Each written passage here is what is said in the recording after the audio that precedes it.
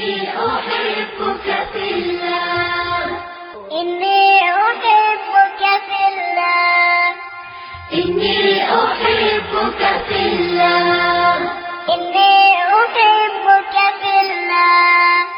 السلام عليكم ورحمة الله تعالى وبركاته. ګرانو محترمینو ورونو او د ګروپ ملګرو دا تعالی مو جوړ ورو خوشاله ولرو خدای مو ټول عبادت قولي او بدني او مالي او فعلي قبول کا. محترمینو زما نوم مولوي عبدالعزیز دی د طایف په ښار په سعودي عربستان کې د طایف په ښار کې اوسېږم. نو د شپږو د اوو میاشتو مریض وم ناجوړی وم ډېر دوایي مې وکړې پر ډاکټرانو وګرځېدم په ډاکټرانو علاج هېڅ فایده نه راته وکړله.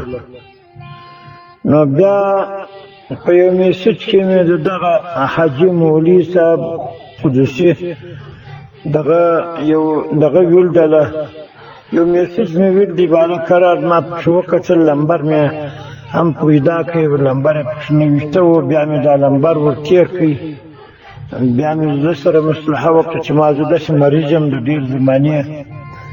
نو دغه ما ته بیا یو علاج راوښوه. نو دغه علاج ما ډېر لا هم نه دی زغ کړی استعمال کړی ولې خو روژه ده در وجه نس خوراک دغه دا دوا نسم خوړلی.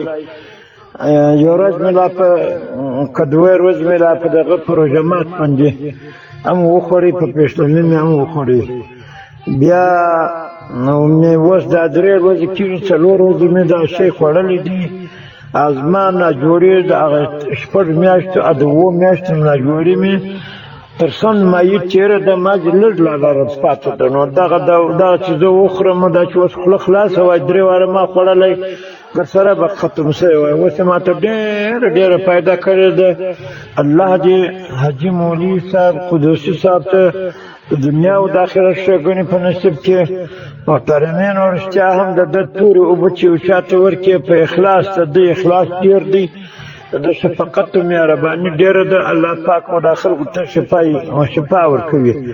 ما او ده سره نه سره لیدلي دي فقط په دا میسج کې مې خبرې ور واچولې ده دوا دا وشوله ما دلې رانیوه په هغه د ده پر ترتیب مې وخوړله.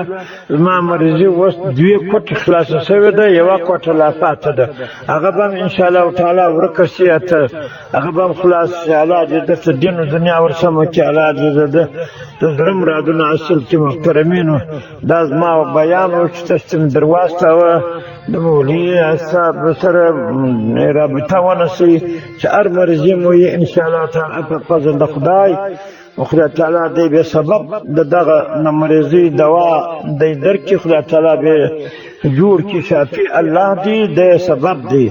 مخته مو ګلونه خدای محمد السلام علیکم ورحمة الله وبرکاته.